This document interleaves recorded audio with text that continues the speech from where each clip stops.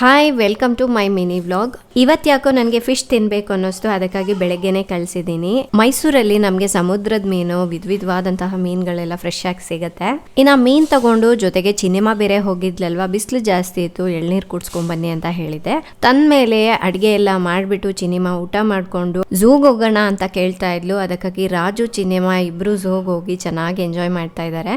So ನಾನು delivery ಆಗೋದಕ್ಕಿಂತ ಮುಂಚೆನೂ ಕೂಡ ಅವಳಿಗೆ ಅಲ್ಲಿ ಇಲ್ಲಿ ಕರ್ಕೊಂಡು ಹೋಗ್ತಾ ಇದ್ವಿ. ಅವಳಿಗೂ ಬೋರ್ ಆಗ್ತಾ ಇರಲಿಲ್ಲ. ನಾನು ಡೆಲಿವರಿ ಆದಮೇಲೆ ಹೊರಗಡೆ ಹೋಗೋದು ಸ್ವಲ್ಪ ಕಮ್ಮಿನೇ ಆಗಿದೆ. ಅದಕ್ಕಾಗಿ ಅವಳು ಫಾರ್ಮ್ ಹೌಸ್ಗೆ ಹೋಗೋಣ, ಅಲ್ಲಿಗೆ ಹೋಗೋಣ, ಇಲ್ಲಿಗೆ ಹೋಗೋಣ ಅಂತ ಕೇಳ್ತಾ ಇರ್ತಾಳೆ.